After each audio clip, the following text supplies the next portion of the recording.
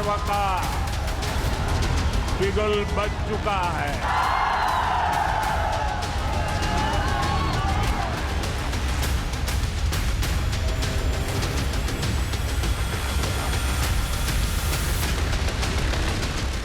अब तो आरजेडी कांग्रेस का इकोसिस्टम उनके समर्थक भी कह रहे हैं फिर एक बार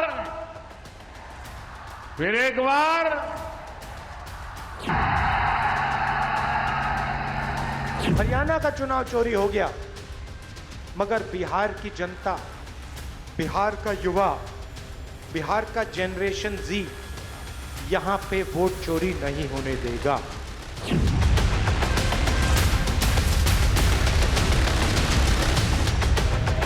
बम्पर वोटिंग आप लोगों ने किया है और आज मैं कह सकता हूं कि आप लोगों ने महागठबंधन के जीत पर जो है मोहर लगाने का काम किया।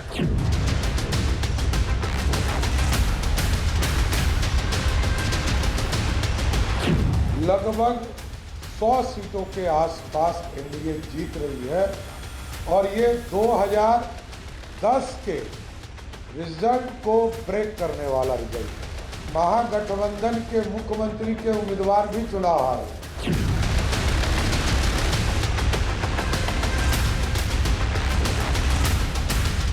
किसी की सरकार रहेगी जो आम जनमानस को रोजगार देगा, पलायन को रोकेगा, बिहार में बदलाव को लाने का काम करेगा, हम उसके साथ रहेंगे। जनसुराज बिल्कुल कॉन्फिडेंट है कि 14 तारीख को आप देखेंगे इतिहास लिखा जाएगा। बड़े बड़े पंडित कोई ये नहीं बता रहा था कि जनसुराज इस बार इतने बड़े पैमाने पर वोटिंग होगी, और ये आकलन लोग कर रहे हैं। 2 करोड़ 10 लाख से ज़्यादा लोगों ने वोट करा है।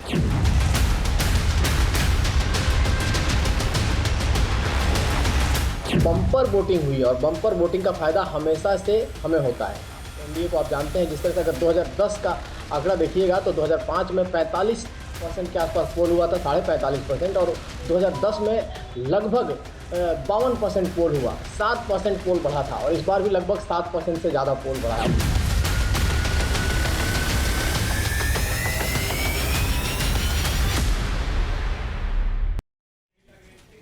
नमस्कार, स्वागत है आपका। तो बिहार के चुनाव में जो ये ऐतिहासिक मतदान हुआ है पहले चरण में, ये क्या इशारा करता है? आखिर जनता जनार्दन इतने बड़े पैमाने पे वोट देने आई, इसके लिए पहले तो बिहार की जनता का अभिनंदन। लेकिन क्या ये बदलाव के लिए वोट है या नीतीश कुमार के पक्ष में वोट है? हर राजनीतिक दल कह रहा है ये वोट मेरे लिए पड़ रहा है। हर कोई अपने अपने तरीके से आकलन कर रहा है, लेकिन देखना दिलचस्प होगा कि बिहार की जनता किसका राज तिलक करने की तैयारी कर रही है। आज के लिए हमारे 3 प्रमुख सवाल हैं। बिहार चुनाव के पहले चरण में 8% से ज्यादा मतदान क्या संकेत दे रहा है? वोटिंग बढ़ने की वजह एनडीए की लहर है या महागठबंधन का असर? क्या बिहार चुनाव में महिला वोटर विनिंग फैक्टर साबित होंगी? और इसी पे चर्चा करने के लिए हमारे साथ बहुत ही खास मेहमान जुड़ रहे हैं। भारतीय जनता पार्टी से जयराम विप्लव, श्वेता प्रिया प्रवक्ता जनता दल यूनाइटेड, दीपक झा साहब कांग्रेस पार्टी से, उत्पल वल्लभ साहब राष्ट्रीय जनता दल से। उत्पल वल्लभ साहब, मैं शुरुआत आपसे करना चाहूंगा। बीजेपी कह रही है कि साहब 2010 का जो हमारा ऐतिहासिक जीत का रिकॉर्ड था वो इस बार टूटने जा रहा है।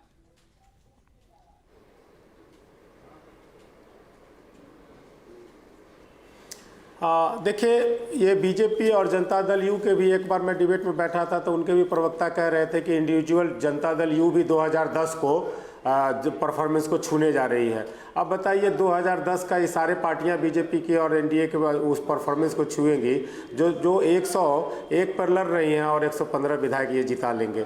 अब ये सब समझ में नहीं आता है, कैलकुलेशन भी शायद इन लोगों को नहीं मालूम है, पहली बात। दूसरी बात मैं कह देता हूँ कि ये सरकार के खिलाफ में बहुत बड़े पैमाने पे ये एंटी इनकम्बेंसी है, विशेष तौर पे जो युवा हैं वो नौकरी को लेकर के। और शिक्षा की स्थिति तो ये है कि आपके जातीय सर्वेक्षण के रिपोर्ट रिपोर्ट स्वयं बताता है, सरकारी रिपोर्ट कि 86% किशोर जो हैं वो मैट्रिक पास नहीं कर सके हैं। पलायन भी एक बड़ा मुद्दा है जिसको लेकर के बहुत परेशान हैं लोग, और जो अभिभावक हैं, जो युवा हैं, उनके जो माता पिता हैं वो भी उनके भविष्य को लेकर के चिंतित हैं। स्वास्थ्य व्यवस्था भी बहुत चरमराया हुआ है। वोट गया कहाँ है? बारे में ये लोग तो परसेप्शन बनाते थे पहले झूठा जंगल राज का, और कहते थे कि शाम जी हाँ सुनिए ना सर, शाम होते ही लोग घर से नहीं निकलते थे, लेकिन यहाँ तो दिन दहाड़े हजारों की भीड़ में गोलियां AK-47 चलती है और हत्या किया जाता है। और वैसे में सरकार छुरा के लाती है उन हत्यारों को, वो लोग ऐसे करते हैं, यानी कि सरकारी संरक्षण में ये सारे काम हो रहे हैं, ये सारे बिहार के लोग देख रहे हैं। ऐसी स्थिति में किस बिना पे ये लोग इस तरह के दावा करते हैं, ये समझ में नहीं आती है, समझ से परे हैं। लोग पूरी तरह से मूड और मिजाज बना लिए हैं कि ये जो डबल इंजन की एक इंजन फेल है और दूसरा डिरेल है, एक टेलीक्रॉम्पटन रुकने के पास पढ़ नहीं पाते हैं और दूसरा उस पर स्टार्ट ही नहीं ले पाते हैं। ऐसी स्थिति में बिहार के लोगों ने युवा के नेतृत्व में सरकार बनाने का पूरा मूड बना चुका है, और इसी का परिणाम है कि ये बड़े पैमाने पे लोग उत्साहित होकर के जयराम विप्लव साहब, आप जो कह रहे हैं कि आपको ऐतिहासिक मैंडेट मिलने जा रहा है, उसका कोई तो कारण होगा, ग्राउंड में कुछ तो आपको दिख रहा होगा, जो आप ये दावा कर रहे हैं कि साहब 2010 की जो रिकॉर्ड जीत है उसे आप इस बार उससे आगे बढ़ जाएंगे। निश्चित रूप से हमने भी देखा और इस देश की मीडिया ने पूरी दुनिया को दिखाया, जिससे भी पूछिए वो कह रहा है कि हम सरकार को दोबारा लाने जा रहे हैं। क्योंकि महिलाओं की आवाज सुनिए तो महिलाएं आर्थिक रूप से सशक्त हो रही हैं। 2 लाख रुपए तक की आर्थिक सहायता से उनको जो आर्थिक स्वावलंबन मिलने वाला है उससे वो खुश हैं। युवाओं को 1 करोड़ से अधिक सरकारी नौकरी और रोजगार मिलने जा रहा है, और केवल कहने की बात नहीं है। 2020 से 25 के दौरान 10 लाख सरकारी नौकरी और 40 लाख स्वरोजगार के अवसर उनको मिले हैं। तो उन्होंने काम का रिकॉर्ड देखा है। लगातार जिन किसानों के खाते में 6,000 रुपये सालाना पहुंचते थे, अब उनको 3,000 और प्लस करके मिलेगा। और गरीबों के लिए 5 लाख रुपए तक की मुफ्त इलाज की व्यवस्था, 125 यूनिट फ्री बिजली, 50 लाख नए मकान और 1,100 रुपए की पेंशन स्कीम, हर घर में राशन मिल रहा है, नल से जल पहुंच रहा है, सड़क से लेकर इंफ्रास्ट्रक्चर तक में 15 लाख करोड़ रुपए। विप्लव साहब, आपसे ज्यादा आकर्षित जो है, आपसे ज्यादा आकर्षित जो पैकेज है, जो मैं कहूंगा इलेक्शन मैनिफेस्टो पैकेज है, वो महागठबंधन का था। देखिए, पैकेजिंग के साथ साथ उसमें कुछ सामान भी आवश्यक है। अगर केवल आप हवा भर करके और दे देंगे तो जनता एक बार उसको विश्वास नहीं करने जा रही है। लेकिन जिनका बैकग्राउंड है काम करने का, जो हम लगातार 20 वर्षों में काम करके दिखा रहे हैं, तो वो उसको उस पर विश्वास होगा। ये केवल हवाई बातें करने से नहीं होगा। जिस राज्य का बजट 3.25 लाख करोड़ का हो और वहां पर इतनी हवाई बातें जंगल राज के युवराज द्वारा कही जा रही हो, तो कौन भरोसा करेगा। अभी ये बात कर रहे थे, ठीक है, अभी विप्लव साहब जल्दी से 10 सेकंड, जिस गोली कांड की ये बात कर रहे थे, 47 से गोली, वो उसी दानापुर में रीतलाल यादव के गुर्गों ने चलाया। आज इनके उत्पल बल्लभ साहब जल्दी से बात करिए, फिर मैं श्वेता प्रिया जी के पास आऊंगा, क्योंकि ये वुमन फैक्टर जो है वो बिहार में निर्णायक साबित होता दिखाई दे रहा है। बल्लभ साहब जी, रमेश एक मिनट में आ रहा हूं। बल्लभ साहब बोलिए। देखिए, मैं चुनौती देता हूं, ये सत्ता शासन में बैठे लोगों की कायरता है जो ये बात कहते हैं। सत्ता शासन चला रहे हैं ये लोग। दूसरी बात मैं कहना चाहता हूं आपको, ये लोग जो कह रहे थे मैनिफेस्टो की, इतनी खोखली और झूठी बेबुनियाद मैनिफेस्टो कहीं किसी राज्य या देश में नहीं पेश किया गया होगा। ये अपने मैनिफेस्टो में आगामी 5 साल में रेल लाइन बनाएंगे। क्या रेल विभाग बिहार सरकार के अंतर्धीन है? इतनी समझ नहीं है इनको। और कहते हैं ये 5 सेकंड में 7 सेकंड में मैनिफेस्टो जारी करके चले गए। जितनी देर में मैगी नहीं तैयार होता है, उतने देर में मैनिफेस्टो तैयार कर लिए। आप ही बताइए, इस राज्य की जनता भी देख रही होगी। इस बात पे सोचिए जरा सा कि क्या बिहार सरकार के अधीनस्थ रेल विभाग है, जो बिहार सरकार अपनी मैनिफेस्टो में कहती है कि हम 3400 किलोमीटर रेल लाइन बनवाएंगे, और इधर मैनिफेस्टो पे ये सवाल उठाते हैं। बल्लभ साहब की बात कहते हैं, ये 2 करोड़ नौकरी की बात कहते। बल्लभ साहब जी केंद्र सरकार के तरफ से, बल्लभ साहब उसमें से एक भी नौकरी नहीं दिए। बल्लभ साहब नौजवानों को सलाह दिए कि पकौड़ा छानो। इस बार आए तो बोले रील बनाओ। बल्लभ साहब, आप परेशान क्यों लग रहे हैं? जी बोला जाए। आज आप परेशान दिख रहे हैं मुझे जी। आपके चेहरे में वो चमक नहीं दिखाई दे रही मुझे। नहीं, परेशान नहीं हूं। सच बताइए। बिहार, देखिए मेरा चेहरा का चमक आप मत देखिए, रमेश जी, मेरा चेहरा का चमक मत देखिए। नहीं, पहले आप बैठे थे तो चमक ज्यादा थी, आज थोड़ा कम दिख रही है मुझे, इसलिए मैंने पूछ लिया। उनके चेहरे के रौनक उतरे हुए हैं, ये बेरोजगार है। नहीं, ये जो रमेश जी आप बात कर रहे हैं, वो चलिए, आप मेरे चमक कम होने से आपको ज्यादा फर्क नहीं पड़ना चाहिए। फर्क पड़ना चाहिए कि बिहार के जो नौजवान हैं उनके चेहरे के चमक कम हो गए। वो नौजवान की माता और पिताजी हैं जो जिनके बच्चे बेरोजगार हैं, जिनका आय कम है और महंगाई का मार झेल रहे हैं, जिनके किचन का बजट इतना भारी हो गया है कि एक शाम कभी कभी खाना नहीं बनता है। अब इनकी चमक को देखिए, जब बिहार आइए और घूमिए तब पता चलेगा कि वल्लभ साहब का चमक जैसा है वैसा है, उससे ज्यादा बहुत खराब है यहाँ की स्थिति मतलब कि। ठीक है वल्लभ साहब, आपकी बात मैंने ले ली। मैं आपको बता दूं, दीपक झा साहब कांग्रेस पार्टी के प्रवक्ता भी मेरे साथ जुड़ चुके हैं, लेकिन ठीक है वल्लभ साहब, आपकी बात आ गई। श्वेता जी, मैं आपसे जानना चाहता हूं, आपका आकलन क्या है? ये जो ऐतिहासिक वोटर टर्नआउट हुआ, आदर्श स्थिति क्या रही है बिहार की? केवल 2005 को छोड़कर, जब 5% से ज्यादा वोट कम पड़ा था, तब सरकार बदली थी, तब नीतीश कुमार आए थे। ऐतिहासिकली अगर देखा जाए तो बिहार तो वो धरती रही है जिसने पहली गैर कांग्रेसी सरकार बनाई, संयुक्त विधायक दल की सरकार बनाई। तो ये जो हम लोग कहते हैं कि साहब अगर 8% जो एक क्वांटम जंप है और बहुत बड़ा जंप है वोटर परसेंटेज में, ये बदलाव के लिए है क्या? आप क्या मानती हैं? बिल्कुल नहीं, ये बदलाव सिर्फ विकास का बदलाव होना है। बिहार में जो चल रहा है पटरी पे है और बिहार की जनता नहीं चाहती है कि कोई और सरकार बने। देखिए, इसका एग्जाम्पल थोड़ा सा हम हिस्ट्री में, इतिहास में जाके देखें तो ये आज तक का सबसे ऐतिहासिक मतदान रहा है, क्योंकि सबसे ज़्यादा नंबर ऑफ वोटर्स ने अपना वोट कास्ट किया है इस बार। 2000 में एक बार 62% के आसपास वोटिंग हुआ था और इस बार 64.66% का वोट हुआ है। अब ये बोल रहे हैं, इनका कहना, आप देखिए, चित भी मेरा पट भी मेरा वाला कॉन्सेप्ट है महागठबंधन का, जो अभी आरजेडी के प्रवक्ता ने अभी बोला। हम बताना चाहते हैं यहाँ पे, इस बार जो वोटिंग हुआ है 64.66% का, उसमें सबसे ज्यादा योगदान वहां की महिलाओं का और वहां के बुजुर्गों का है। आपने देखा होगा, बहुत सारी जगहों से न्यूज आया है, लोग खटिए पे जा रहे हैं वोट देने के लिए, क्योंकि उन्होंने जंगल राज देखा हुआ है। वो नहीं चाहते हैं दोबारा से जंगल राज वहां पे हो, इसलिए वो अपने मतदान का सदुपयोग करने गए तो हैं। आप कॉन्फिडेंट हैं कि ये जो महिला वोटर बड़ी बड़ी कतारों में खड़ी दिखी है, ये जो वोटिंग परसेंटेज बड़ा दिखाई दे रहा है, ये आपके पक्ष में जा रहा है? आप ये कह रही हैं 2020 आप ये क्यों नहीं मानती कि जीविका दीदी, जिनको कंफर्म नौकरी देने की बात की गई है, उनके दिमाग में कंफर्म नौकरी हवाबाजी है? क्योंकि ये हवाबाजी है। सेम मैनिफेस्टो, मैंने पहले भी बोला है, इन लोगों का सेम मैनिफेस्टो 1995 में आया था, हर एक घर से एक को सरकारी नौकरी दे देंगे। बताइए कितने आप कह रही हैं वोट जंगल राज के नाम पे नहीं मिल रहा है, वोट विकास के नाम पे मिल रहा है। बिल्कुल, वोट विकास के नाम पे। दूसरी बात, एक चीज और क्लियर करना चाहते हैं, इन्होंने घोषणा पत्र में रेलवे की बात बोली। देखिए, क्या बिहार सरकार के मैनिफेस्टो से आपके बीच में नहीं बोला था, आप मुझे बताने दीजिए। रेलवे, जिस रेलवे की बात आप करते हैं, पूछिए कि इन्होंने जो घोषणा पत्र में रेलवे की बात की गई है, ये डबल इंजन की सरकार है, इसीलिए ये बात। अरे वो जॉइंट मैनिफेस्टो है ना, सेंटर के पास पावर है, सेंटर के पास पावर है रेलवे चलाने का, और ये एनडीए की गवर्नमेंट है दोनों जगह। कौन सा केंद्र में भी एनडीए का नहीं था और हमारे यहाँ भी एनडीए का ही है। आपकी तरह खोखले वादे नहीं होते हैं। आगामी 5 वर्ष में क्या करेगी, इसका मैनिफेस्टो था ना। अरे तो आप एक मिनट, उत्पल साहब, आप कैसी एक बार, उत्पल साहब, ये कौन सी नई थ्योरी लेके आ गए आप?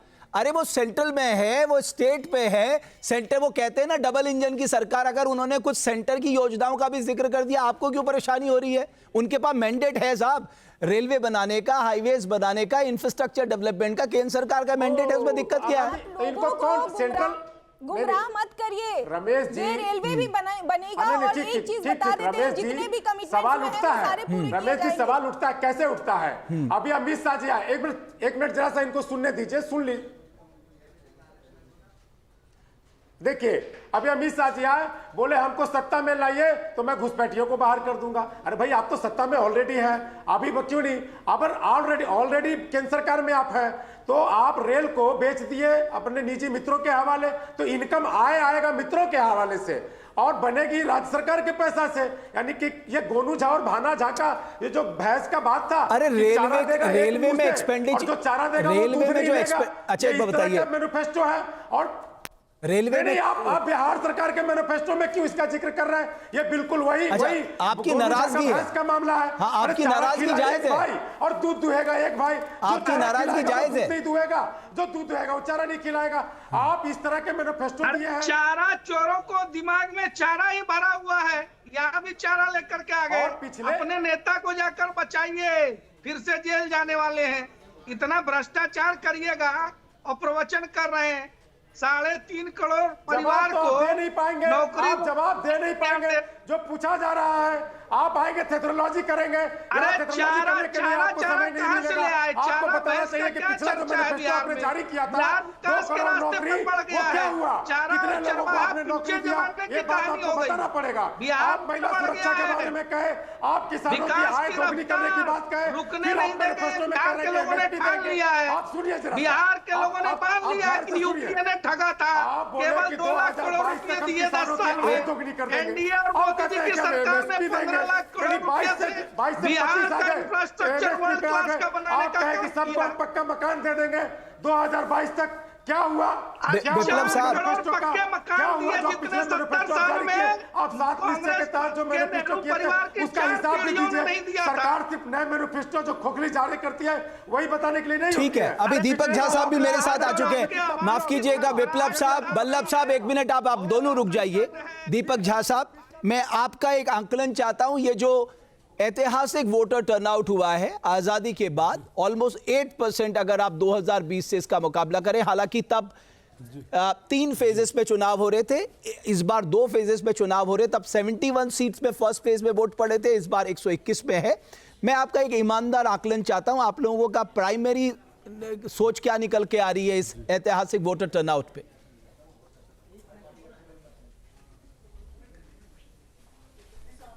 देखिए, सबसे पहली बात है क्यों पड़े हैं इतने ज़्यादा। नरेंद्र मोदी जी खुद 2015 में एक भाषण दे रहे थे और बिहार सरकार की उपलब्धियां गिना रहे थे कि बिहार सरकार ने कितने घोटाले किए हैं। ज़रा 10-15 सेकंड दीजिएगा, मैं सुनाना चाहता हूं, और मेरा समय अगर फिर आप काटना चाहें तो काट दीजिएगा, कोई बात नहीं।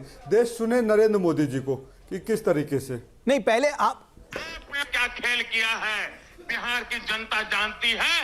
नई पीढ़ी के लोगों को मैं याद कराना चाहता हूं। जरा याद कीजिए, दवाई खरीद घोटाला, ट्रांसफार्मर खरीद घोटाला, सुनाइए देश को, एस्टीमेट घोटाला, engineering college nomination Narendra Modi ji बोल रहे हैं, फर्टिलाइजर सब्सिडी घोटाला, मस्टर रोल घोटाला, राशन किरासन घोटाला, व्याख्याता नियुक्त घोटाला, इंजीनियरिंग कॉलेज नॉमिनेशन घोटाला, फर्टिलाइजर सब्सिडी घोटाला, मस्टर रोल घोटाला, राशन किरासन घोटाला, व्याख्याता नियुक्त घोटाला, शराब घोटाला, दीपक झा साहब अभी हो गया, नियुक्ति घोटाला, नलकूप घोटाला, इंदिरा आवास घोटाला। सुनिए, नरेंद्र मोदी जी बोल रहे हैं भैया इतने घोटालों की लिस्ट, तो कैसे हो गया? देश के प्रधानमंत्री को सुनिए जरा, मिड डे मील घोटाला, मन की बात कर रहे हैं, आंगनबाड़ी घोटाला, सुनिए सही, मेगा घोटाला, कुलपति नियुक्ति घोटाला, पथ निर्माण घोटाला, पुल निर्माण घोटाला, शिक्षा अभियान घोटाला। दीपक झा साहब, अभी आपने एक पूरी लिस्ट सुना दी है इसका। घोटाला, वायरलेस बैटरी घोटाला, बियाणा जमीन घोटाला, बुद्ध स्मृति पार्क निर्माण घोटाला, चावल घोटाला। रमेश भाई, तो अभी दीपक झा साहब, आप वो बात ठीक है, आपने सुनवा दिया, हमने पूरा सुना। अब आप मुझे बताइए, आपका आकलन क्या है ये जो वोटिंग टर्नआउट बढ़ा है? दीपक झा साहब एक बात कहूं, रमेश भाई, दीपक झा साहब, घोटालों की दीपक झा साहब एक बात कहूं मैं, बोल रहे थे, दीपक झा साहब एक बात कहूं मैं जी, लोकतंत्र में सत्ता बहुत मायने रखती है। आप कब तक ये सुनाते सुनाते थक जाएंगे और वो सत्ता में आते आते आगे बढ़ जाएंगे? आप कब तक ये सुनाते हुए अपने दिल को ठंडक देते रहेंगे? कुछ करिए साहब, बताइए जनता को कि आप अपनी जगह सही है, कन्विंस करिए ताकि वो आपकी सत्ता लेके आए, वो आप पे भरोसा करे, आपके वादों पे भरोसा करे, आपके मैनिफेस्टो पे भरोसा करे। कब तक आप मोबाइल का यूट्यूब निकाल के सुनाते रहेंगे टीवी में? अरे इससे क्या फर्क पड़ेगा? जनता को कन्विंस करिए सर अपने पक्ष में। अब आप बोल रहे हो तो मैं बोलूं सर। आपका सवाल हो गया सर? आपका सवाल हो गया तो जवाब दूं मैं। प्लीज सर, बोलिए सर। रमेश जी, अगर मेरे ऊपर आप एक कटाक्ष करने के बजाय कब तक इन मुद्दों की बात करेंगे? अगर आप एक कहते हैं कि इन मुद्दों के खिलाफ जनता जाग रही है, इन मुद्दों के खिलाफ जनता कब जागेगी? जो मीडिया है ना, नैरेटिव सेट करता है। मीडिया चौथा स्तंभ है। मीडिया कोई कमजोर स्तंभ तो है नहीं, जैसे कांग्रेस, वैसे बीजेपी राजनीतिक दल हो गए, वैसे मीडिया भी अपने आप में एक स्वतंत्र आईना है समाज के लिए। जो समाज में हो रहा है, समाज में बदलाव लाता है, तो आप भी उसको उतने ही हकदार और जिम्मेदार हैं। पहली बात तो नरेंद्र मोदी जी ने घोटालों की लिस्ट गिनवाई और पिछले 10 सालों में नीतीश कुमार सरकार के ऊपर कोई कार्यवाही नहीं किया। देश जानना चाहता है क्यों? क्योंकि ये लोग बेवकूफ कैसे बनाते हैं। आप दिल्ली में रहते हैं, नोएडा में रहते हैं, देख रहे हैं दिल्ली और नोएडा में कितनी पोल्यूशन कंट्रोल से बाहर है, आउट ऑफ कंट्रोल है। अरे सर, और ये लोग क्या कर हम रहे हैं? बिहार की राजनीति में बात कर लेते हैं ना, मैं इस पे अलग से डिबेट करूंगा सर। पानी का छिड़काव कर रहे हैं जिससे गलत डेटा जाए। देश की जनता को उसी तरीके से धोखा दे रहे हैं, बिहार की जनता को उसी तरीके से धोखा दे रहे हैं। बिहार की जनता इन घोटालों के खिलाफ बात करना चाह रही है, लेकिन आप लोग हैं कि 1990 में जाके कहते अरे भैया जंगल राज तो अब है, जब देश का गृह मंत्री कहता है। तो साहब एक बात बताइए दीपक झा साहब, चलिए मैंने आपकी बात भी मान ली। कितनी बार कांग्रेस पार्टी बिहार के सड़कों पे उतरी, कितनी बार विधानसभा में आपने सवाल उठाया कि प्रधानमंत्री जी आपने 2015 में इतने घोटालों की बात कही थी, क्यों नहीं उस पर कार्रवाई हुई? आप तो खुद नीतीश कुमार के साथ सरकार में बैठ गए। 2015 में तो आपने मिलकर चुनाव लड़ा ना। देखिए जब 17 महीने की सरकार में और सुनिए सर, आपको कह रहे कितनी बार आपने सड़कों पे उतर के ये याद दिलाई अच्छा लगता कि है मेरे को डिबेट करना। सर मैं सिर्फ इतना कहना चाहता हूं, आप बिल्कुल ठीक कह रहे हैं कि आपने सार्वजनिक मंचों से घोटालों की लंबी फेहरिस्त खोल दी और कार्रवाई नहीं की, लेकिन आपने विवश क्यों नहीं किया? बताता हूं, सुन लीजिए। सुनिए तो जनाब सुन लीजिए। अब नरेंद्र मोदी जी वही हैं जो अपने मुखारबिंद से बोलते थे 60 महीने दे दो मैं काला धन लेके आऊंगा, 60 महीने दे दो मैं डीजल पेट्रोल। अब सरकार के खिलाफ अगर आप बात करते हैं, सरकार से आप सवाल करते हैं, तो आप देशद्रोही पत्रकार कहलाएंगे। सरकार के खिलाफ आप कोई भी व्यक्ति सवाल करता है तो उसको मार दिया जाता है। सर इस बात की किसको चिंता है कि वो देशद्रोही कहे, वो है, उनको सवालों का जवाब देना ही पड़ेगा। पोस्टर लेके आता है, सवाल करता है कि दलितों पर कब तक अत्याचार, तो उस व्यक्ति को अरेस्ट कर लिया जाता है। क्यों कर लिया जाता है? क्योंकि नरेंद्र मोदी जी से अभी आप आज दूसरे मूड में आए दीपक झा साहब। इल्जाम हम लोग राहुल गांधी जी ने बकायदा प्रूफ के साथ दिया। दीपक झा इनके नेता, इनके सांसद, पूर्व सांसद राकेश सिन्हा 2 जगह से वोट डालते हैं। क्या जायज है? जनता सवाल नहीं करेगी? यही बिल्कुल करना चाहिए साहब, बिल्कुल करना चाहिए, विधानसभा में बिल्कुल करना चाहिए। नंबर है तो कहते हैं हमारे। लेकिन दीपक झा साहब एक छोटी सी बात, तो मैंने जो मूल सवाल पूछा था सर, आपका आकलन क्या है करके ऐतिहासिक वोटिंग टर्नआउट पे, उसका जवाब दे दीजिए सर। जी मैं उसी का जवाब दे रहा था कि ये देखिए भारतीय जनता पार्टी की एक मित्र हैं, सहयोगी पार्टी के चिराग पासवान की सांसद हैं। ये दोनों अंगुलियों में दिखाती हैं कि इन्होंने अपने दोनों अंगुली से वोट किया है। ये वोट चोरी है या बेवकूफ़ी है, नादानी है, नासमझी है, क्या है? एक सांसद को ये नहीं पता है कि दोनों अंगुली में स्याही लगा के क्यों आई है, दोनों अंगुली में स्याही लगा के कैसे आ गई।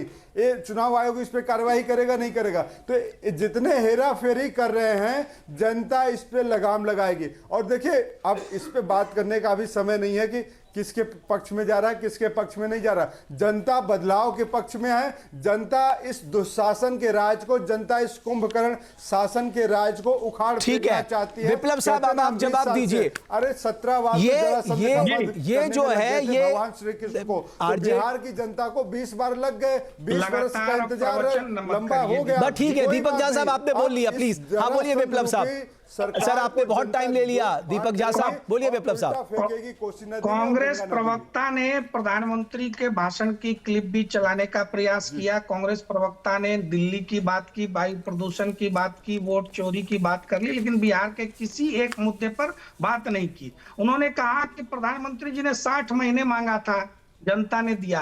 अरे जनता ने 180 महीने बीच में जनता देख रही है। बिहार के पलायन में हमने क्या किया? बिहार के लोगों के लिए हमने रोजगार क्या दिया? दिन दहाड़े मर्डर करते हैं और कहते हैं कि ये तो होता रहता है। वहां तो मर्डर का सीजन चलता है बिहार में। हमने तो पहली बार सुना कि बिहार का आला अधिकारी आके पर इन्हीं कहता है का तो मर्डर प्रवचन सीजन अकेले बिहार में करवाना होता है, रहेगा, तो इनसे बड़े करवा बड़े लीजिए। व्यापारियों को धन्यवाद। गोली मार नहीं, एक मिनट दीपक झा साहब, एक मिनट रुकिए। अरे विप्लव साहब एक मिनट रुकिए, आप लोग इतने आतुर क्यों हो जाते हैं?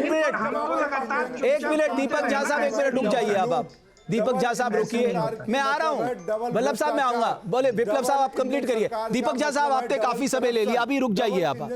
सर अब आप बैठ जाइए, आप नॉन स्टॉप नहीं बोल सकते। बोलिए विप्लव साहब। जनता ने 60 महीने के साथ साथ 180 महीने उसी नरेंद्र मोदी जी को दिया। नरेंद्र मोदी जी पर कितना विश्वास है ये देश जानता है। चुनाव लड़ने के बजाय कांग्रेस पार्टी आज बीच चुनाव में भी मीडिया से लड़ना चाहती है, चुनाव आयोग से लड़ना चाहती है, संवैधानिक संस्थाओं से लड़ना चाहती है। बिहार में एक कहावत है, हसुआ के ब्याह में खुरपी का गीत, वही कांग्रेस गा रही है। चुनाव के पहले भी 2 महीने यात्रा निकाल करके वोट चोरी करते रहे और लास्ट में गठबंधन तक फाइनल नहीं कर पाए। फ्रेंडली फाइट चल रही है और जनता इन पे भरोसा कर ले। लेकिन जो अपना गठबंधन नहीं संभाल सकते, जो अपना घर नहीं संभाल सकते, एक बात बताइए ना, अगर वो जो सुना रहे हैं 3 दर्जन से ज्यादा करप्शन के पूरे घोटालों के जो लिस्ट बोली गई है, अरे कम से कम 3 दर्जन लोग अंदर भी तो होने चाहिए थे। जब आप सार्वजनिक मन से करप्शन को मुद्दा बनाते तो कार्रवाई भी करिए ना। वो गलत क्या कह रहे हैं? दर्जनों लोग अंदर हैं और कुछ दर्जन भर लोग बेल पर चल रहे हैं। राहुल गांधी, सोनिया गांधी, लालू जी, पूरा परिवार बेल पर है। पूरा परिवार करप्शन से लिप्त है और इसमें तो ये गिरते जा रहे हैं ना। इस तरह की बातें करेंगे। बिहार का चुनाव निश्चित रूप से अभी विकास के मुद्दे पर चल रहा है। बिहार में महिलाओं में जो उत्साह है, बिहार के युवाओं में उत्साह है। अति पिछड़े वर्ग के लोगों को 10 लाख रुपए की व्यवसायिक आर्थिक सहायता मिलने की घोषणा से जो उत्साह है, वो जब दीपक झा दिल्ली छोड़कर जमीन पर बिहार में घूमेंगे तभी तो बिहार के मुद्दों ठीक है। उत्पल बल्लभ साहब, बीजेपी ये मान के चल रही है और जेडीयू भी ये मान के चलिए। ठीक है सर, ये जो उन्होंने 10,000 रुपए दिए हैं और 2 लाख की बात कही है, उसका इंपैक्ट ग्राउंड में दिख रहा है और ये वोटिंग परसेंट बढ़ने का एक प्रमुख कारण है। देखिए, हाँ रमेश जी, आप देखेंगे क्या कि पिछले 20 वर्षों से ये जो डबल इंजन की सरकार है, वो हमेशा विपक्ष ने क्या किया, प्रतिपक्ष के नेता क्या कर रहे हैं, सिर्फ वही बात करेंगे। ये कभी बिहार के और देश की बात नहीं करेंगे। ये नौजवानों की बात नहीं करेंगे कि वो बेरोजगार बड़े पैमाने पे भटक रहे हैं। बीपीएससी और सारे परीक्षाओं में पेपर लीक जैसे होते हैं और नौजवान जब विरोध प्रदर्शन करता है तो उसको लाठी से ये पिटवाते हैं। महिला सुरक्षा का हालात देखिए कि सरकारी संरक्षण में बालिका गृह जैसे कांड होते हैं। आप देखिए कि नौजवान जो है, शिक्षा की स्थिति देखिए, जातीय सर्वेक्षण के जो रिपोर्ट है उसके हिसाब से जो किशोर हैं वो 86% मैट्रिक नहीं पास किए हैं। ये सब आंकड़े हैं, ये तथ्यपूर्ण बात है। अब आप उस पर 10,000 रुपया में इसको वोट को खरीद लेना चाहते हैं। इतने बड़े मुद्दा को 20 वर्ष में आप काम करने का मौका मिला और 10,000 रुपया से वोट खरीदने का योजना लाए और इसी पर आप दम भर रहे हैं कि 10,000 में हम वोट खरीद लेंगे। आपको बिहार की जनता और बिहार की महिलाएं सबक सिखाएगी। ठीक है श्वेता जी, अब आप जवाब दीजिए। विप्लव साहब रुक जाइए, श्वेता प्रिया जवाब देंगी। ठीक है विप्लव साहब, यहाँ से विदाई कर देंगे। विप्लव साहब आप श्वेता बोलिए। लाइन बस बोलूंगा, बिहार के महिलाओं का अपमान मत दूसरी करिए। बात, कोई महिला बिकाऊ नहीं है बिहार में आपकी तरह। दूसरी बात नहीं रमेश जी, दूसरी बात मैं बात करना चाहता हूँ। विपक्ष के जितने नेता पे इन्होंने आरोप लगाया है उसमें 99% पे ये आरोप सिद्ध नहीं कर पाए, बल्कि डिस्टर्ब करने के लिए करते हैं। और जो आरोपी होते हैं वो वॉशिंग मशीन में धुल करके इनके यहाँ ही जाके बैठ जाते हैं, इनके गोद में बैठ जाते हैं, या तो गठबंधन से या डायरेक्ट पार्टी ज्वाइन कर लेते हैं। तो ये जो वॉशिंग मशीन से धुला करके लोगों को और अपना चेहरा साफ करके बैठे हैं, इसका भी हिसाब। ठीक है बल्लभ साहब, विप्लव साहब 1 मिनट रुक जाइए। अभी श्वेता आप जवाब दे दीजिए। ये सवाल हर कोई पूछेगा कि चुनाव से एन वक्त पहले आप 10,000 रुपए दे रहे है ना, 20 साल के बाद वो भी। Okay last 1 minute Ramesh ji, ठीक है, उत्पल जी के सवालों का जवाब देना चाहते हैं और आपके सवाल का भी। जिस 10,000 की बात आप करते हैं वो सहायता राशि है जिसके बारे में ये लोग ये नैरेटिव सेट करते हैं कि उसे रिटर्न करना पड़ेगा। वो किसी भी बहनों को रिटर्न करने की जरूरत नहीं है, पहली बात तो ये। और जिस चीज की बात कर रहे हैं ये इलेक्शन के वक्त में दिया गया, ऐसी कोई बात नहीं है। जीविका दीदी का कॉन्सेप्ट 2007-8 से शुरू हो चुका है। तो ये जीविका दीदी लोगों को अपनी मनपसंद लघु लघु उद्योग करने के लिए दिया गया है ताकि वो स्वावलंबी बन सके, उनका समाज में अपना एक स्थान हो, सशक्त हो सके। दूसरा, उत्पल जी, आपने बालिका गृह कांड के बारे में बोला था, आपके प्रवक्ता को देखते हैं हर जगह के ये बातें करते हैं, हम बताना चाहते हैं। आप इनको चुप करिए पहले, इनके वक्त में मैंने नहीं बोला था, आपके वक्त में मैंने नहीं बोला था, आपके वक्त में मैंने नहीं बोला था। उत्पल जी, डिबेट करना है, आपके वक्त में मैंने नहीं बोला था। बालिका गृह कांड की जो ये बात करते हैं, जो 2018 में हुआ था और वो बहुत ही शर्मनाक था, ठीक है, उस चीज को हर कोई निंदा करता है, लेकिन राजनीतिक संरक्षण नहीं मिला था। 2018 के कांड में 2020 में 2 साल के अंदर स्पीडी ट्रायल हुआ और ब्रजेश ठाकुर के सहित 11 जितने भी आरोपी थे वो उनको लाइफ इम्प्रिजनमेंट मिल चुका है, टिल डेथ, वो जेल में है, उनको कोई राजनीतिक संरक्षण नहीं मिलता है। अब आप यहाँ पे देख लें, ये बोलने नहीं देना चाहते हैं, आप तक आवाज नहीं पहुंचने देना चाहते हैं हमारा, ताकि ऐसा ना हो इनका पोल खुल जाए। इनके वक्त में जितने भी कांड हुए ये आके बता तो रहे हैं, आप सुन ही नहीं रहे हैं। मैंने बताया, जो सुन रहे हैं उनको जा रही है मेरी आवाज। वो बालिका जिंदा है कि मर गई आपको पता ही नहीं है, वो जेल के अंदर है और अंदर ही रहेंगे, वो अनाथ बचिया जो बालिका गृह में थी, अंदर रहेंगे। 2 साल के अंदर में कार्रवाई हुआ है सारा, ठीक है। इन्हें ना तो न्यायिक प्रक्रिया पे यकीन है, ना ही संवैधानिक संस्थान पे यकीन है। दूसरी बात, अब हम दीपक झा जी के सवाल का जवाब देना चाहते हैं। उन्होंने बोला, श्वेता जी बोलिए ना, बालिका गृह कांड पे बोलिए। बताया मैंने, बालिका गृह कांड पे 2018 में हुआ था, अप्रैल 2018 में हुआ था। हम एक एक चीज बताते हैं, आप सुन लीजिए शांति से। बता रहे हैं ना, आपने सुनने की शक्ति ही नहीं है, क्षमता ही नहीं है। जब आप बोलते हैं कोई नहीं बोलता है, ये दिखाता है आपके जंगल राज वाले पार्टी का सिस्टम। ना बताइए, आप बता रहे हैं, आप सुनिए, आप भी सुनिए, आपके हर एक प्रवक्ता सुने, हर जगह आके बालिका गृह कांड बोलते हैं। घटना हुआ है और फिर से आप बोल रहे हैं, बता रहे हैं ना, आप सुनिए। उसमें 2018 में ये हुआ था, अप्रैल में सारा कुछ हो गया, FIR हो गया, स्पीडी ट्रायल हुआ, आज वो लोग जेल के अंदर है, इम्प्रिजनमेंट उनको मिल चुका है और वो नेचुरल डेथ तक का मिला है। कोई राजनीतिक संरक्षण में नहीं मिला। शिल्पी जान केस की तरह कोई राजनीतिक संरक्षण नहीं मिला, जिसमें DNA टेस्ट करवाने से मना करते हैं। लालू यादव के साला साधु यादव अपना DNA टेस्ट करवाने से मना करते हैं।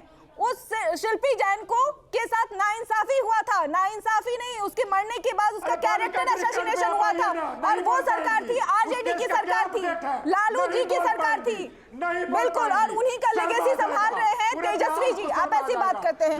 रही बात, दीपक झा जी ने बोला मर्डर का सीजन चल रहा है, हम बताते हैं इनके वक्त में नरसंहार का दशक चलता था। बात सच है ना, आप उनके आप कंपेयर मत करिए। आप ये बताइए कि ये क्या होता है कि यार इंडिविजुअल तो होते रहता है, आपके लोगों की ओर से यही तो बयान आया था कि इंडिविजुअल क्राइम तो होते रहता है। आप नाम नहीं बता पाएंगी, सरकारी संरक्षण में इंडिविजुअल क्राइम हो या कोई भी हो, ये चीजें निंदनीय है। देखना ये होता है, क्राइम हर जगह होता है रमेश जी, देखना ये होता है राजनीतिक संरक्षण मिल रहा है, कार्रवाई हो रहा है नहीं, लेकिन किसी भी घटनाक्रम को छुटपुट घटनाक्रम बता देना ये कहां तक सही है? कोई छुटपुट घटनाक्रम कोई नहीं बताता। कोई भी क्राइम है ना, क्राइम तो क्राइम है, तो क्राइम है। ये बिल्कुल अच्छी बात नहीं है, ऐसी कोई बात नहीं है। बस बात इतना है, जिस चीज को लेके ये आ रहे हैं, ये उन सारे इंसिडेंट्स के बारे में क्यों नहीं बोलते हैं जिसमें आइसक्रीम बेचने वाले बच्चे से ये लोग पैसे मांगते हैं। वो पूछ क्या रहे हैं, वो कह रहे हैं किस पे केस हुआ, बताइए ना। आरोपी कौन है?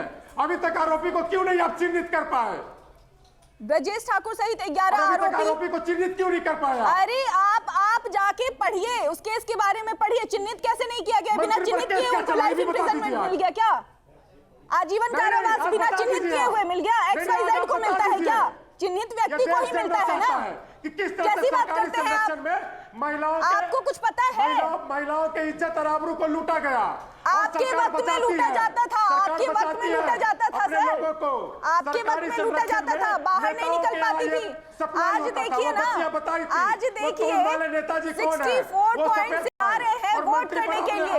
आपके वक्त में जो 2000 में 62% वोटिंग हुआ था, बूथ कैप्चर होता था, ठीक है। आज स्वेच्छा से जा रहे हैं लोग। बताइए कि सीताराम सिंह का, चलिए हम लोग मुझे लगता है कि ये आप भैया बताइए कि सीताराम सिंह का हत्या नीतीश कुमार क्यों की इनका नैरेटिव होता है कि उत्पल साहब, ये उत्पल साहब, एक उत्पल साहब, ये मुझे लगता है अभी ठीक है, अभी डायरेक्शन बदल रही है। अभी मतदान की बात करते हैं तेजस्वी जी, पता है उत्पल जी के साथ मुझे बुलाइए ही नहीं सुनने की। अरे एक मिनट रुकिए, नाराज मत होइए, रुकिए एक मिनट, ठीक है, एक मिनट दीपक झा, एक मिनट रुकिए, रुकिए आपके वक्त उत्पल साहब, नहीं उत्पल साहब अभी आप चुप हो जाइए, आप दिख रहा है आप जंगल बहुत हो गया, एक मिनट आप शांत हो जाइए, आप जंगल राज, अरे सुनिए ना, अभी चुप हो जाइए एक मिनट, राज ही आ जाएगा अगर आप लोग ठीक है, अभी रुक जाइए। आपके सहयोगी है दीपक झा साहब। दीपक झा साहब, ये हर कोई अपनी अपनी ओर से जो कह रहा है कि साहब ये बड़ा हुआ जो है वो हमारे पक्ष में जा रहा है, मैं फिर से जानना चाहता हूं कांग्रेस का आकलन क्या है?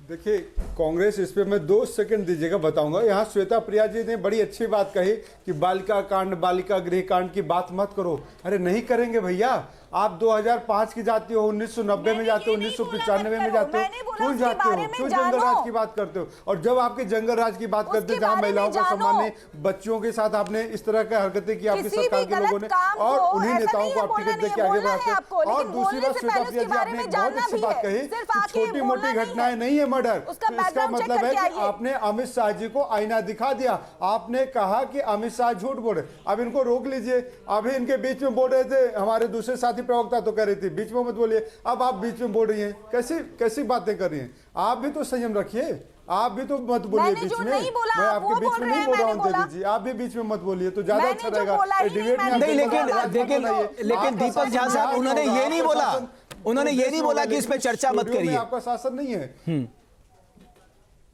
जी। उन्होंने ये नहीं बोला कि इस मुद्दे पे चर्चा मत करिए, मैं आपको ठीक करना चाहूंगा। भाग क्यों रहे हैं भाई? हाँ। चर्चा क्या करना? उस महिला विधायक के बेटे को टिकट दे दी है, अब चर्चा क्या करेंगे? अब ये बताइए ना रमेश जी, उस महिला विधायक के बेटे को इन्होंने टिकट दिया है, चुनाव लड़वा रहे हैं, और दूसरे लोगों को कहते हैं कि फला का बेटा, फलाने का बेटा चोर है, फलाने का बेटा ऐसा है, फलाने का बेटा आरोपी है। अरे इनके बेटे क्या है, इनके लोग क्या है? अनंत सिंह तो दूध के धुले हो जाते हैं, है ना? अनंत सिंह दूध के धुले हो गए मोकामा से जो चुनाव लड़ रहे हैं। और जब गिरिराज सिंह कहते हैं, जब ललन सिंह कहते हैं हर घर में अनंत सिंह पैदा हो गया, हर घर से अनंत सिंह निकलेगा, तो इनके ऊपर कोई कार्रवाई होनी चाहिए कि नहीं होनी चाहिए? ये संवैधानिक बयान है, मर्यादित बयान है, ये छोड़िए, सामाजिक बयान भी नहीं हो सकते। लोगों को नमक हराम कहने वाले, ये नमक हराम लोगों की पार्टी है, देश के लोगों को भावनाओं के साथ खिलवाड़ करे। इसीलिए मैंने कहा नरेंद्र मोदी जी के उन घोटालों की लिस्ट सुनवाई है। देश नरेंद्र मोदी जी की उन बातों पर यकीन किया है बिहार की जनता ने, घोटाले पे घोटाला, घोटाले पे घोटाला, तो कहते हैं कि इस घोटालेबाज नेता को अब दूर कर दो। नीतीश कुमार मुख्यमंत्री उस दल के मुख्यमंत्री हैं जो घोटालों पे घोटाला करती जा रही है और कुछ नहीं कर रहे थे, मौन बने हुए थे, फेलियर था ना। इसलिए बिहार इंडिया गठबंधन में बदलाव के लिए वोट दिया, जो 8% बढ़ा हुआ है, वो बदलाव का वोट है। दीपक झा साहब, आप कितनी भी बातें कर ले, जब वो इंडिया गठबंधन में आए जी, पूरा एक संगठन तैयार करने की बात हुई जी, तब तो आपने उनको अपने साथ रख नहीं पाए। आप, गलती तो आपकी भी है ना। अगर आप नीतीश कुमार को तब साथ लेते, अपने साथ रखते, तो आज हालात दूसरे होते। आप ये तो नहीं देख रहे कि हमसे क्या गलती हुई है।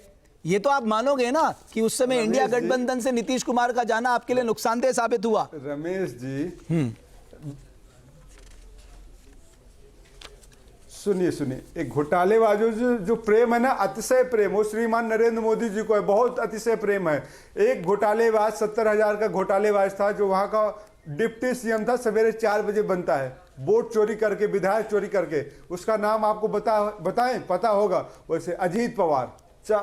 70,000 करोड़ का घोटाला, चक्की पी सिंह डिप्टी सीएम बनाने वाले लोगों ने कहा था उसको, लेकिन क्या हुआ? उसके साथ बैठे हुए सत्ता में तो घोटाले का आरोप लगाने वाले, चोर बोलने वाले, ये तो हमारे श्रीमान नरेंद्र मोदी जी हैं। ठीक है, उनके चमचे अभी ठीक है जयराम विप्लव साहब, आप जवाब दीजिएगा, मैं आता हूं। अभी यहाँ पे 1 मिनट आप छूट दे दीजिए। बीजेपी प्रवक्ता और जेडीयू प्रवक्ता तो एकदम टूट पड़ेंगे, सारे घोटालेबाज, सारे भ्रष्टाचारी विपक्ष में है, तो ये इनका तो काम ही है आरोप लगाना। लेकिन जांच कौन करेगा? जब संयम है कोतवाल तो अब डर का आएगा। तो मैं मान रहा हूं, आपने जो बात कही, आपने जो बात कही, मैं उसको गलत नहीं ठहरा रहा, लेकिन दीपक झा साहब, लोकतंत्र में विपक्ष की तो अपनी आवाज है। उतने बड़ी चोरी। जयराम विप्लव साहब आप जवाब दे दिए, ठीक है झा साहब।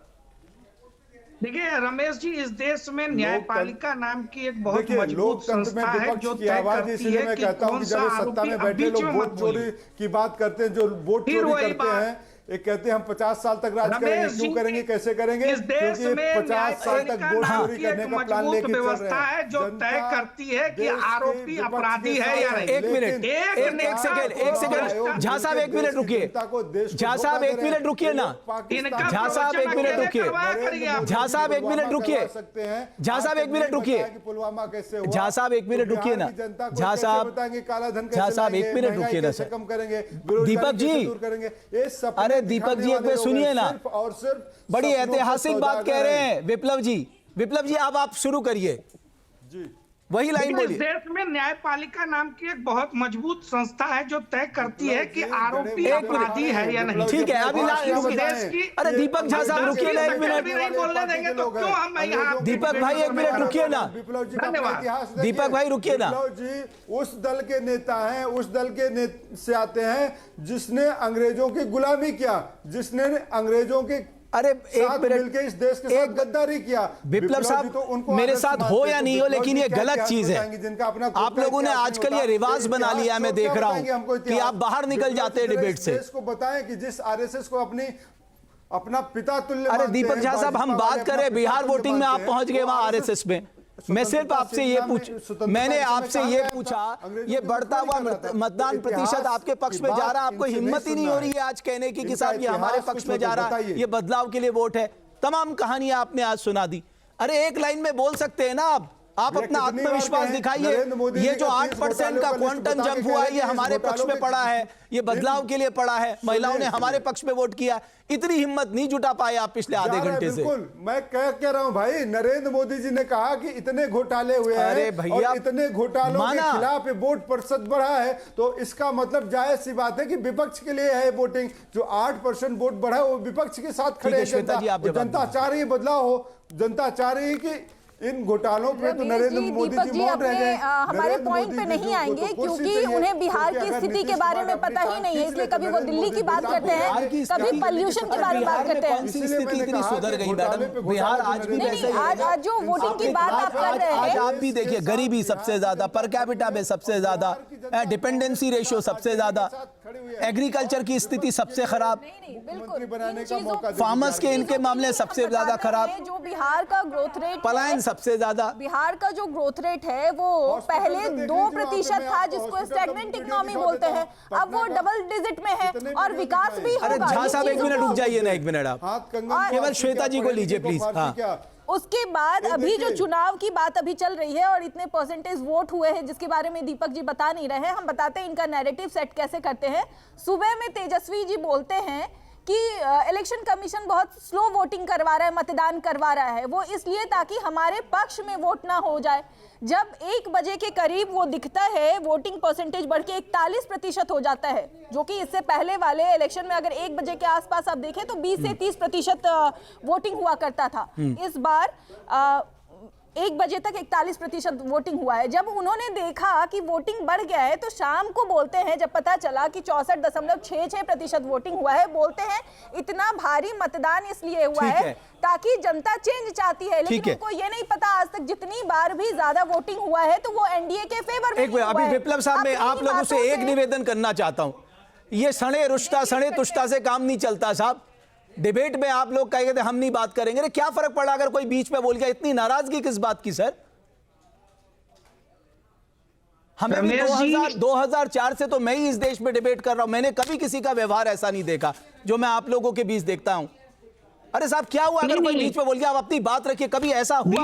मैंने आपको मौका नहीं दिया। बोल रहे हैं बीच में, कभी कभी एक आध लाइन हम भी बोल जाते हैं, लेकिन अरे सर अब आप अपनी, चलिए कोई नाराजगी नहीं है, अपनी ऐतिहासिक लाइन बोलिए जो आप बोल रहे थे, प्लीज बोलिए।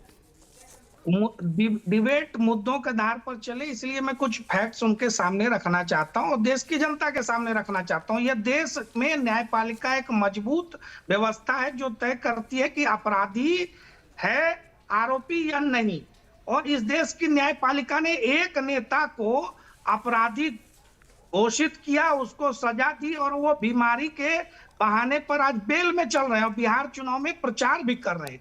जरा कांग्रेस और राजद के मित्र बताएं कि वो लालू प्रसाद यादव जी को एक भ्रष्टाचार में अपराधी मानते हैं या नहीं मानते हैं, वो सजा याफ्ता है या नहीं है, वो बेल पर चल रहे हैं या नहीं चल रहे हैं। लेकिन इसी देश में सत्येंद्र जैन को कई महीनों तक जेल में रखा जाता है और अब सीबीआई कहती है साहब इनके खिलाफ कोई चार्ज नहीं है। ये भी होता है इसी देश में साहब। दोनों में अंतर है, वहां पर किसी को सजा नहीं मिली, कोर्ट ने छोड़ा तो सभी उसका सम्मान कर रहे हैं। बहरहाल मेरे पास लालू जी को तो मेरे माफी चाहता हूं आप सबका, मेरे पास समय समाप्त हो गया है। देश की जनता ये सब तय करती है कि साहब कौन सही है कौन गलत है, लेकिन बिहार की जनता ने वाकई ऐतिहासिक काम किया है।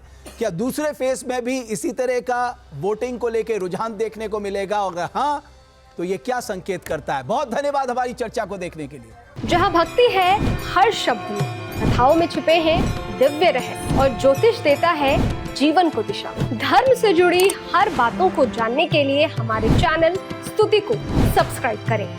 चैनल पर जाने के लिए इस लिंक पर क्लिक करें।